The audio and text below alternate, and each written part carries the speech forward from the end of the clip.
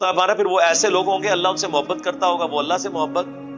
اہل ایمان کے لیے نرم دل ہوں گے، کافروں پر سخت ہوں گے، اللہ کی راہ میں جہاد کریں گے، کسی ملامت کرنے والے کی ملامت کی پھر وہ پرواہ نہیں کریں گے۔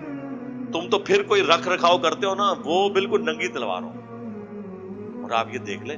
آج کتنے غیر مسلم مسلمان ہوئے ہیں، مسلمان تو پھر تھوڑی لگی لپٹی علماء بات کرتے ہیں نا سچائی کی، وہ بالکل اسٹریٹ فارورڈ ہے اور کسی ملامت والے کی وہ ملامت کی پرواہ نہیں کرتے۔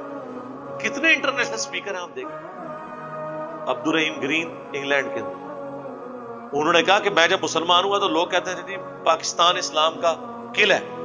کہتے میں جب پاکستان آیا ہوں تو میں تو اس طرح سے پہنچوں کہ شرک کا گاڑا ہے۔ اب یہ بات تو پاکستان کے اہل حدیث نہیں کہہ سکتے کہ پاکستان جو شرک کا گاڑا ہے، کیونکہ انہوں نے یہاں رہنا ہے،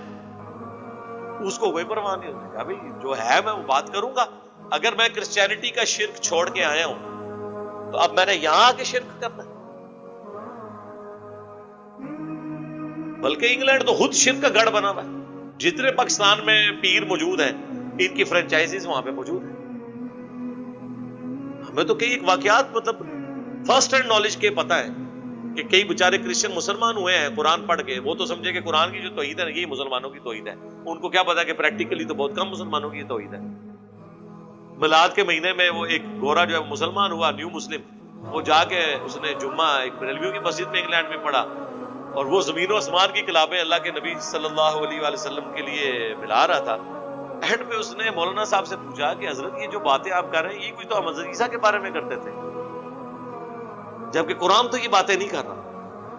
اب ان کو کون بتائے کہ یہ جو علماء ہیں یہ ان کے ماننے والے یہ تو بابوں کے دین پہ ہیں، کتابوں کے دین پہ تو ہے ہی نہیں ہے۔ اور جو غیر مسلم مسلمان ہو رہے ہیں وہ تو کتابوں کی وجہ سے ہو رہے ہیں۔ جو ڈاکٹر اقبال نے کہا تھا میں نے تاریخ سے یہ سبق سیکھا ہے کہ کبھی مسلمانوں نے اسلام کی حفاظت نہیں کی ہے، یہ اسلام اور قرآن ہے جس نے مسلمانوں کی حفاظت کی ہے۔ تاتاریوں کا جو فتنہ تھا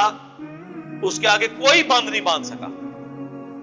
اس طریقے سے انہوں نے ملیا میٹ کر کے رکھ دیا پوری دنیا کو، کوئی پاور نہیں ان کے آگے کھڑی ہوئی، سلطنت عباسیہ کو کچل کے رکھ دیا، کیا مسلمان کیا غیر مسلم، لیکن اس کو فتح کیا اسلام نے۔ وہی چنگیز خان کا پوتا مسلمان ہو گیا، کعبے کو مل کے باسما سنو خانے سے،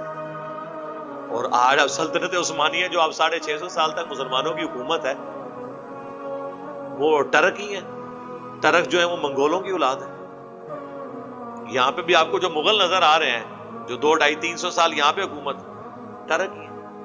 ہمارا مغلیہ خاندان ہے، منگولوں کی اولاد ہے۔ ہمارا کبھی دعویٰ نہیں ہے کہ عزیز جناب ضرور تو ہی صحیح ہیں۔ تو اللہ تعالیٰ اٹھاتا ہے اپنے بندوں کو، کوئی فرق نہیں پڑتا اللہ کو۔ اللہ نے تو بخاری مسلم میں حدیث ہے اللہ فاسق سے بھی دین کا کام لے لیتا۔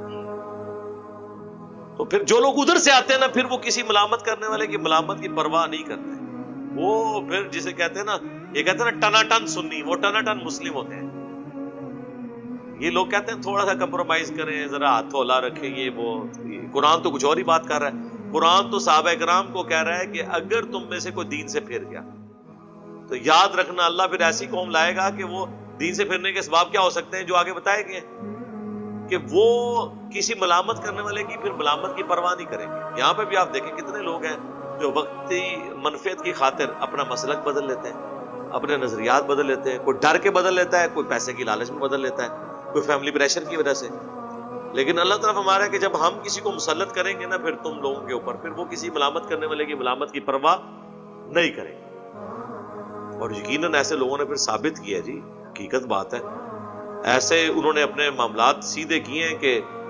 میں کہتا ہوں کہ بعض تابعین کی ایسی غیر معمولی خدمات ہیں دین کے لیے جہاد کے طور پر کہ شاید کئی اصحاب کی اس طرح کی کنٹریبیوشن نہیں ہوگی۔ باقی ہم مرتبے کو اس وقت ڈسکس نہیں کر رہے، میں کنٹریبیوشن کی بات کر رہا ہوں۔